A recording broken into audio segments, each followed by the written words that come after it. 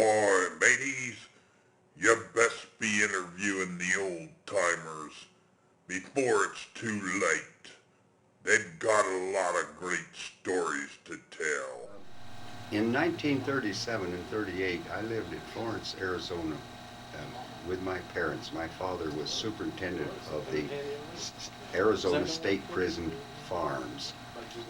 We were provided with a home on one of the farms some 10 miles easterly out of Florence, and that's away from the penitentiary. During our stay under the rules of employment, we were allowed a convict who was called a trustee as a houseman to do whatever chores we might wish him to do. During a lengthy period, we had a man we called Yaki. He was known officially in the prison record as Yaki. He would not declare any Spanish name or any other name. I do think that he, on a few occasions, told me what his Indian name was, but it was meaningless. He was a very docile, submissive type person whose crime was killing his Indian wife of another tribe, whom he had gone onto their reservation at San Carlos. He cut her throat over accused infidelity. He was pressured by the persons of his wife's tribe that was their custom, though he said it was not an Indian custom. So that was his great crime. He was accused of it and sent to prison for life. When was that he killed his wife? He had been in prison, as I recall, that he was near 30 years in prison in 1937. And how old were you? I was 15 when I first went there. I was 17 when I left. So what did he tell you about it? He had run of this farm and run of the adjacent area as my companion. My father looked favorably upon that because I'd be out in the desert area, and I was a mineral prospector at heart. I later pursued a mining career, and I loved Indian stories, and I loved Indian artifacts, thinking that there were great treasures. I was naive in those years. I used his services, though he didn't understand the hieroglyphs and other things common to that area, because he continually said they weren't Yaqui, but that he could comprehend what the meaning on some of them were. I found those things interesting, even though I found errors in his judgment on hieroglyphics. He and I dug on different occasions, but he, upon reaching a point when we ever encountered anything, backed off. And he was very superstitious, though he said he wasn't. But he also told me that for his own welfare, even though his life was already lost and he'd already learned what real hell was through his limited Christian teaching, that he believed he was a lost soul because he had murdered his wife, and he really felt that maybe the white man's law might be right after all, that he thought it was wrong, but that he was pressured into it and didn't know any better. And he was just a there person. He had no bad habits, and known to me or my parents. During the course of the 2 years, he told me that I reminded him much of himself, that I was full of energy and that I liked to roam the hills and that I liked to look into things. And he became more conversant as time went on, and he finally, on an occasion, told me that since I was so interested in finding one of these Indian treasures, that he'd tell me where the big treasure is.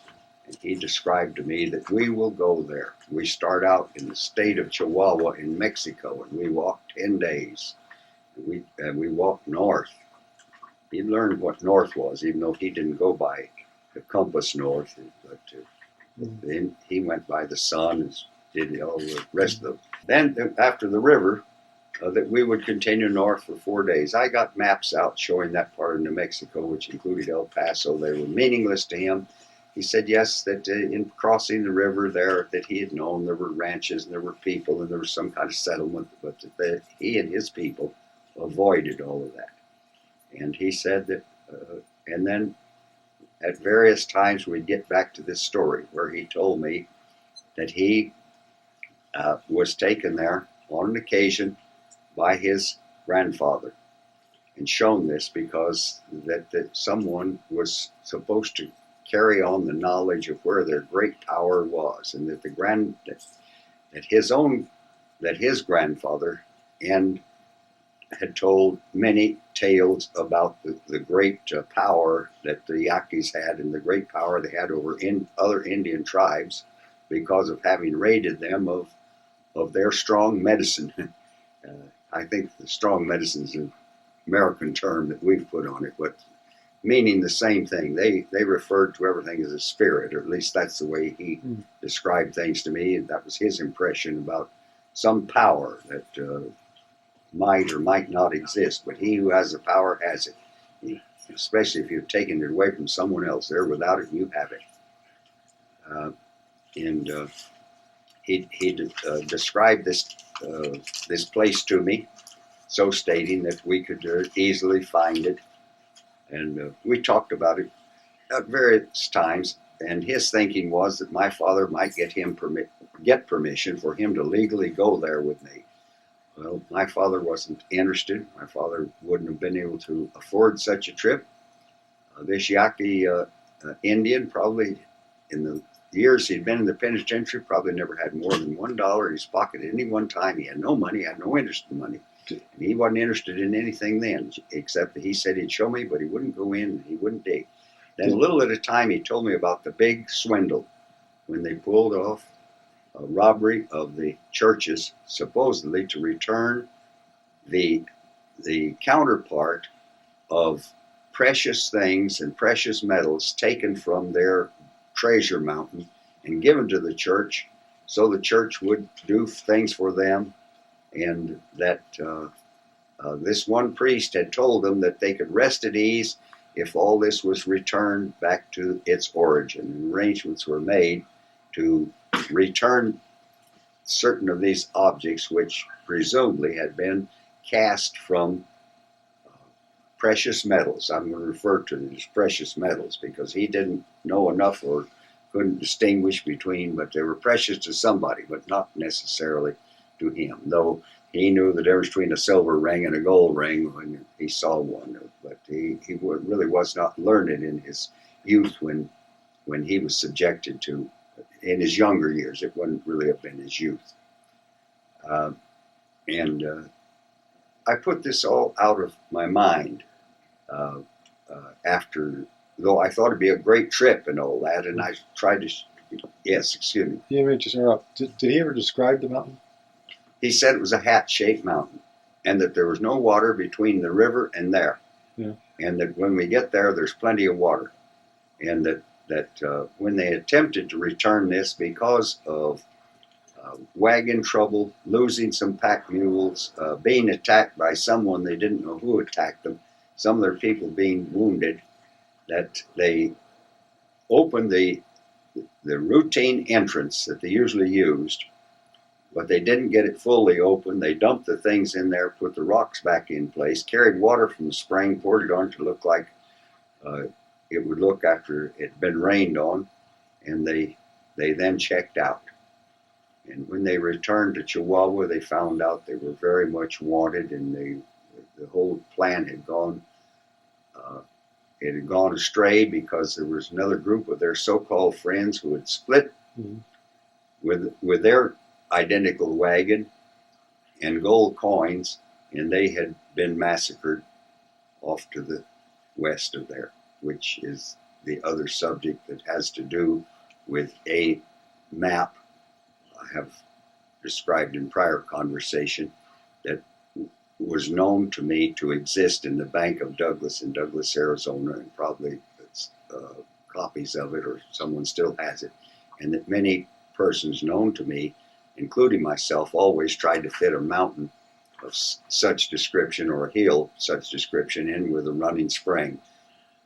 As far as I know, none of us ever did, and we certainly wouldn't have associated anything that far away, because it was an assumption on everyone's part that those who were massacred, and one of the persons having this on his body, and them not supposedly not having very much valuable loot with them, loot from the church, and nothing, only a small fraction was ever found to compare with what was said to have been stolen.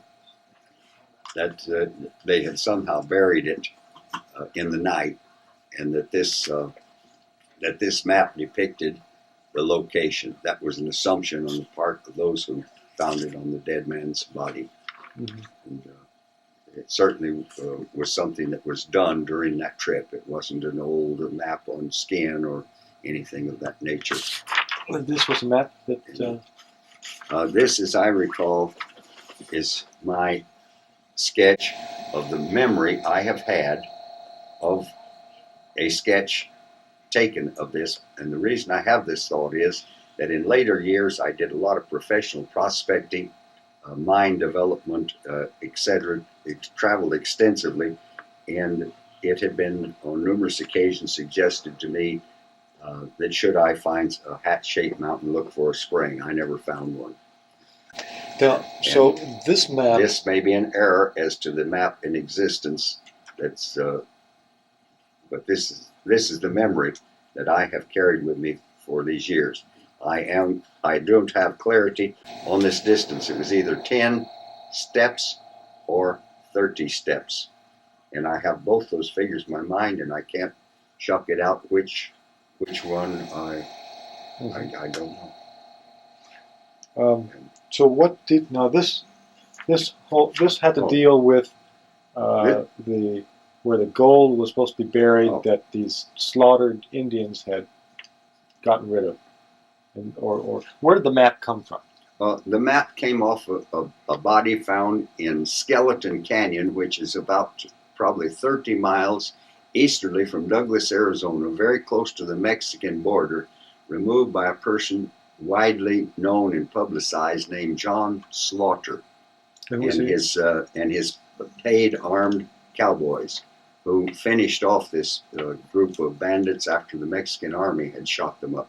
And the Mexican army quit pursuing them when they came to the border. They knew where the border was. And then they came on to Slaughter's Ranch, which encompasses this, and it became known as Skeleton Canyon only after skeletons were found, obviously, of persons in the party who were wounded by Mexicans who didn't fall and die until they were on this property. And I've never cared to go into. I don't know the time of that, but it had to be either at the turn of the century or shortly thereafter or shortly before. But it's a matter of Southern Arizona historical record, and I truly have read of that massacre, but I don't have a date recall when it took place. Now the detail shows the map. All your information that you have is from your historical reading of this Slaughter's slaughter, and this map that you saw, or copies of the map. No, I've done no historical reading on it except the true account of when it took place, and the knowledge that the Bank of Douglas had the original map given them, obviously by Slaughter, after a futile attempt on his part to declare it bogus, that no such mountain exists any place near there, and that everybody could be his guest, and you go find a hat-shaped hill with a spring. The spring is the clue to all of it, because none of the hills around Douglas or any place in southern Arizona coincide with this hat-shaped hill that has a spring, because none of them have, not one has a spring. Yeah, I wasn't quite sure. Where did you get the information about the map and about what happened? I got the information about the map when I was about 9 years old, when Mr. Ralph Hopkins found two Mexican gold pieces about the size of an American nickel while deer hunting in Skeleton Canyon, and he was already knowledgeable about the existence of the map, and many people at that time were knowledgeable about the massacre Slaughter had perpetrated on these bad bandits who had come out of the state of Chihuahua in Mexico bearing the loot stolen from several Catholic churches. all done in a period of hours or days, one after another, in line, starting someplace southerly and extending into the area of the town of Chihuahua, or near the town of Chihuahua.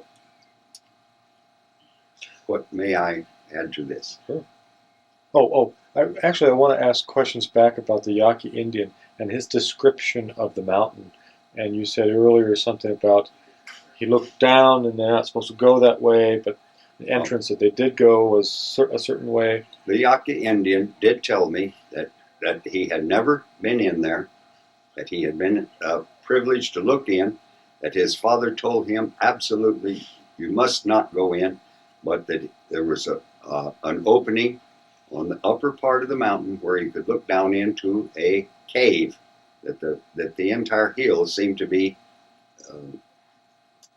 cave type hill, and that his father warned him that there were bad evil spirits, but that down in there is where the main thing is, where the main power is, and all these things that are considered treasures to white men, and that they even had the treasures of the devils, which I later found out he was talking about the Spaniards.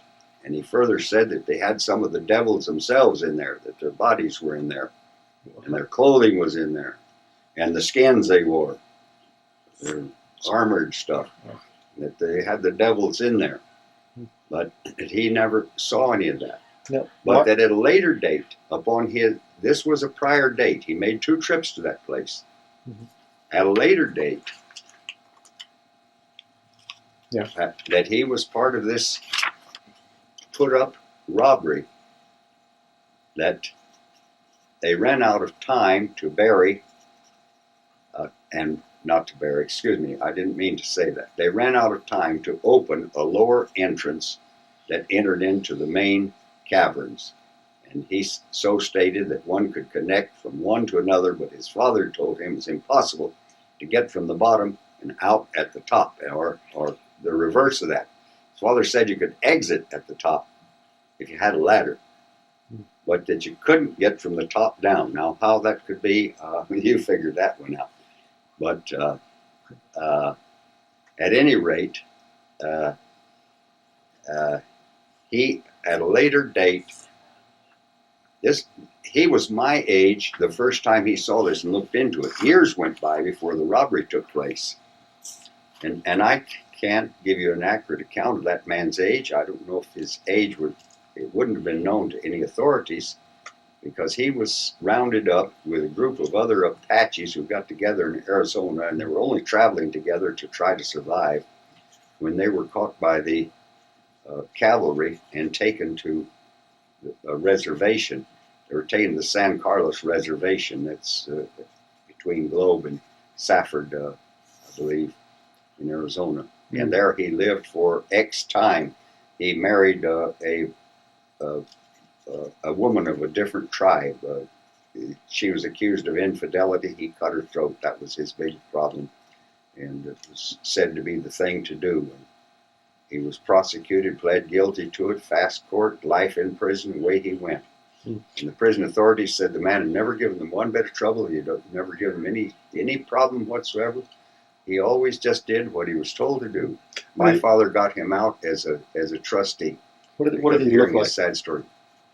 He looked like a typical Indian. He was slight of build. He wasn't a strong man. He was small, but he was very wiry. And I considered him an old man. Of course, I considered probably anyone over 50 an old man when I was 15, as most youngsters do today. But I'm kind of short of time to try and do some mathematics on his age, but he must have been well into his 70s, maybe more, maybe older. Did you get into you said earlier about the history of the place, that the Yaqui said that his people had some knowledge of its ancient history? The first time that the man was taken there by his grandfather was one sole purpose, only to show him where it was, let him look in the hole, and tell him the story. This was in years when the Yaquis were making out better than they were later. There was not the hostility against them. This, by any calculation, would have been certainly prior, probably to New Mexico becoming a state, certainly prior to Arizona, prior to Mexico's independence from Spain, and prior to the extreme settlement of that portion of New Mexico and certainly southwest Arizona. And the story and the story was that this is the great power, and that no one would ever find it here because this is desolate desert country, and here is the great power that some of our ancestors staggered onto, and much of it was already here. They, upon realizing the great power, added to it, and that many of our artifacts and our medicine men's things are there, but that over long periods of time, that everyone who's ever had anything to do with this or ever tried to remove any of it has befallen bad luck. And that good luck was with the Apaches as long as they worshipped it and went there and added artifacts, broken bows and arrows, whatever, feathers. Those were the kind of things he referred to as very precious to certain of them, if these things have been properly blessed and owned by the appropriate people in the tribe, not being any authority on or having taken much interest in attempting validity. I can only repeat the story told me by one man and his opinion of his tribal habits and cultures, and I haven't taken any interest in any Indians, the rewrite of their presumed history, so I'm not an authority. I just know what the one man told me. Did he mention what it looked like inside? Did he say anything about it? No, he only said that he could see, and that there was daylight enough that you could see quite deep, and that it was small to begin with, but somewhat larger. I seem to think, the way he would describe that he was dealing with a longer, flat-like chasm that went down. But his father described to him, his grandfather described to him about other chambers, and this riddle about that you can get out from below if you have the ladder to make the last hitch out, so to speak, but that you can't go from the top down. Now, maybe he meant the drop is too far to drop in, and that the ladder is kept down there, something of that nature. But his grandfather showed him where a lower entrance is that was used for all of their entry throughout his time that they had entered and times prior to him. And he referred to his grandfather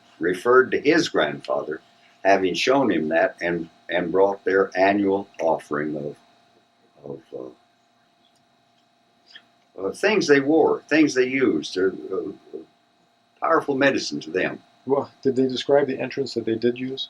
No. He couldn't have. He never saw it. It was closed, and he said that was what they opened when he returned there after the thing. He didn't. He just said it was easy, that they estimated that 2 hours to open it. Why did you? 3 or 4 men, 2 hours to move the rocks. Why do you think they closed it? Why did he say it was closed? They always kept closed, open each time that someone entered. Oh. Anybody could stagger. He said, anybody might. That there was a spring of water there. Was there only one entrance, the top and a side, or only one that he described? Okay. One of discussion that I've had. Indians found it and added to it. You said originally that which Indians are there? Were they? Well, this man was Apache. Oh. He's Apache and very, very black. I might mention he was a very black-skinned.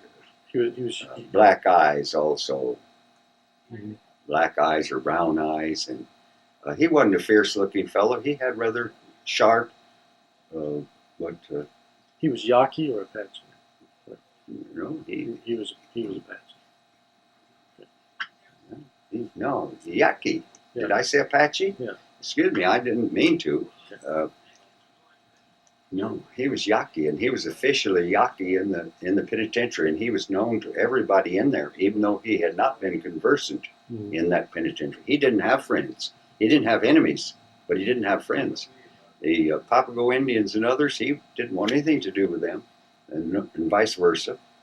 He refused to answer the Mexicans when they spoke to him in Spanish, though he understood what they said and probably could speak Spanish.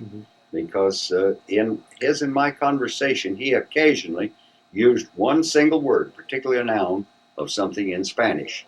And I know that he could, that he comprehended. Well, he'd had some education at the little bit at the missionary, because the missionaries were spoken exclusively in Spanish. And then the time he was on the reservation, he had he was subjected to it. And 30 years in the penitentiary with not a Yaqui to talk with, he learned his English. He had a good vocabulary. He had a fairly good translation of words, in my opinion, at least for my age then. I was still, sophomore in high school, so I wouldn't have been any linguist. Let me just ask you a question. You say that the Yaquis added to it when they found it, or something of the sort. It was their belief they had to bring things, food. How did they find this place? Did he say why there? He said that his grandfather's grandfather said that way back, and he said many grandfathers back, that was Yaqui area, that they simply found it, and that it was not occupied, that other Indians had started that. And that it was guarded, but the Yaquis overpowered them and killed a few people who were around. That there was actually like a family living there. That this was the legend of it, and he knew what legend was. He had at least learned that much. And the story, he said, my people's story. He never referred to them by name. He always referred to his people. And he said that they recognized there was so much power to this. That it was real power, that they started accepting it as a major place of worship. He said they had others. They had others? Well, major places of annual worship, but not a ready-made treasure in them. Okay. But they didn't look upon treasure in the way a Caucasian did. Just ask you about the Spanish that were down, the devils that are down there. Did he say why or how the devils came to be down there in their skins? That they were defeated. They were defeated by someone. They were defeated by someone. You don't know who that someone was or when? Well, yes, he seemed to think that it was Yaquis who defeated them. But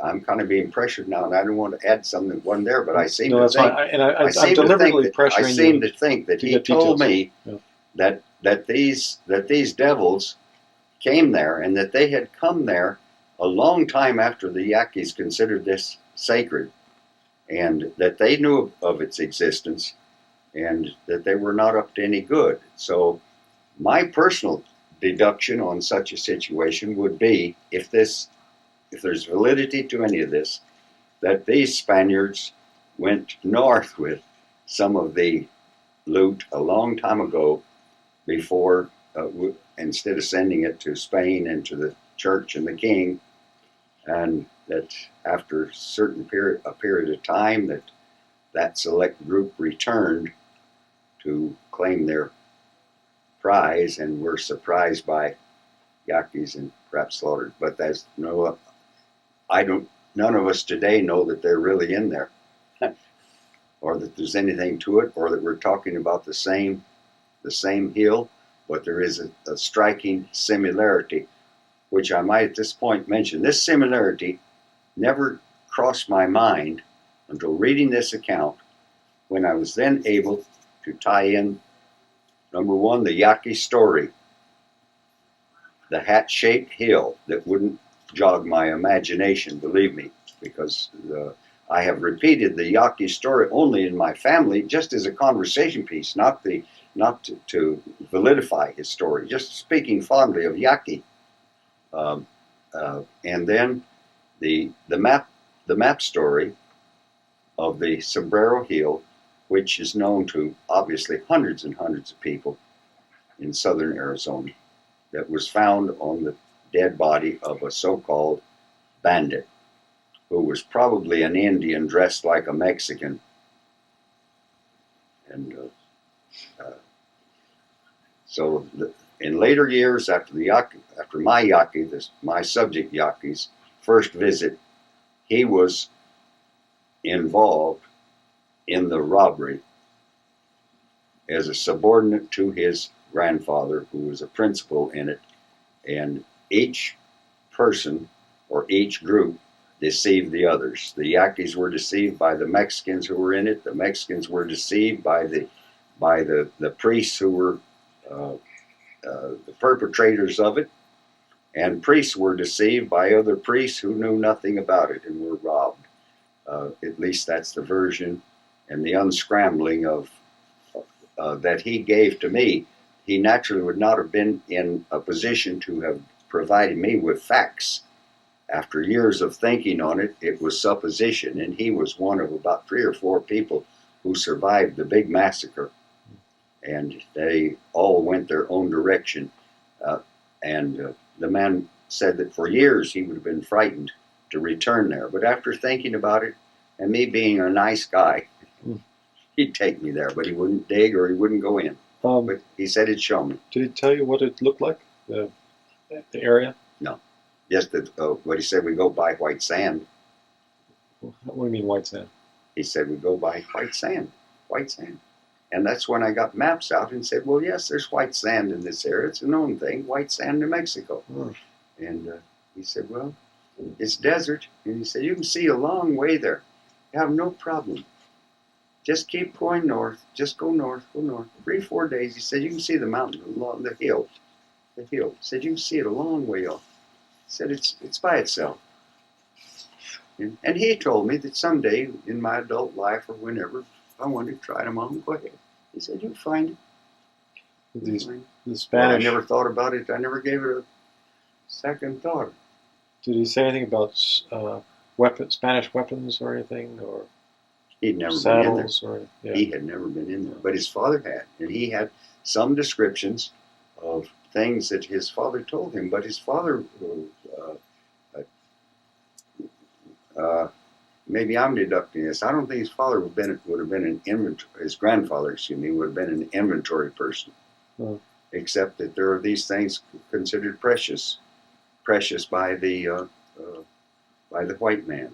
There are coins and there are bars, and the inconsistency is the statue story. What's that now? Well, the statue story about supposedly a life-size statue that his father saw 100 years before it was stolen. So maybe there are 2 statues. Maybe it's an entirely different thing. So explain. Maybe his father saw a Spaniard in armor too. So what are the 2 statue stories? Well, the first one is the grandfather saw something. The grandfather says that the statue was in there. And I'm going to retract that. I confused myself. Now, I'm not trying to perfect my story. It's okay. I'm not trying to. I retract that totally. I made an error. The grandfather described to him the various things in there, including Indian power, meaning intact bows, intact arrows, intact things they prided, and especially if they'd ever been used in war, and the person got older or retired or something happened to them, put their precious belongings where the big power is. No. His father had seen the statue, but only when they were delivering it after stealing it. It's supposed to be shallow buried. Okay. And it was a statue of what? At the regular entrance that they didn't open completely. They didn't have time for some reason. They didn't open it completely. He said they dumped everything in, put the slabs of rock back, put some mud on it, and poured water from the spring onto it so that it wouldn't show. It would look just like the rest of the ground after it had been rained on. And that was the stuff they had stolen from Chihuahua and come up. State of Chihuahua. And what was the statue of? The statue, authenticated by the Catholic Church, was the statue of Christ, said to be life-size. Okay.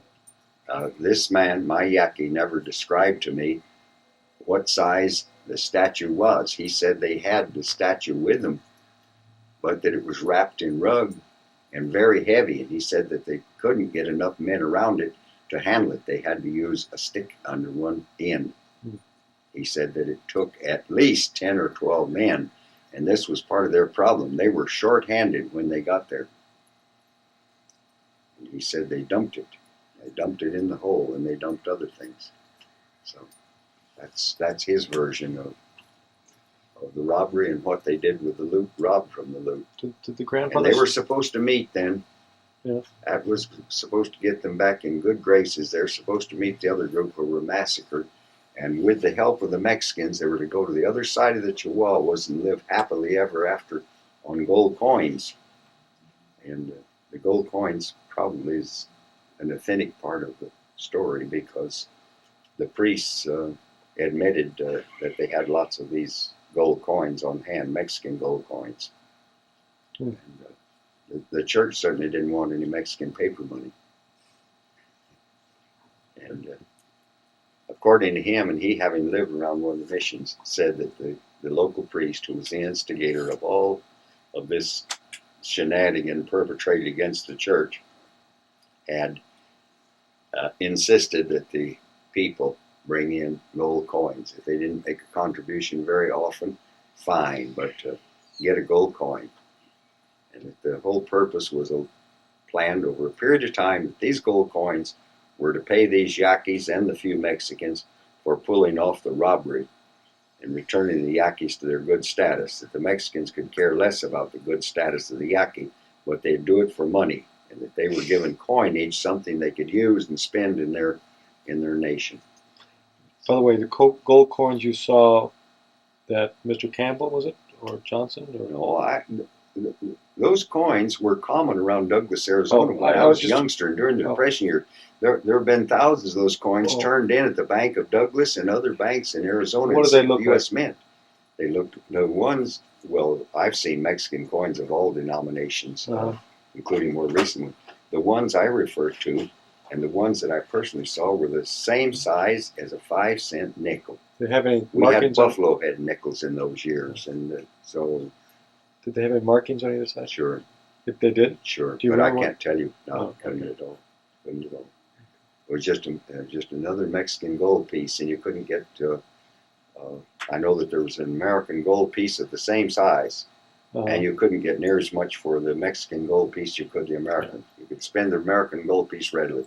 The Mexican gold piece, couldn't look tell. out. Yeah, little gold. Can you Those think of were anything sent else? in the mint. Yeah, and then they took care of it. Ultimately, they were sent. Those coins were. With no law against possessing a Mexican gold coin. Oh, that's interesting. Even after the gold thing, because of the proximity to Mexico, because they could conceivably still, they were not illegal in Mexico.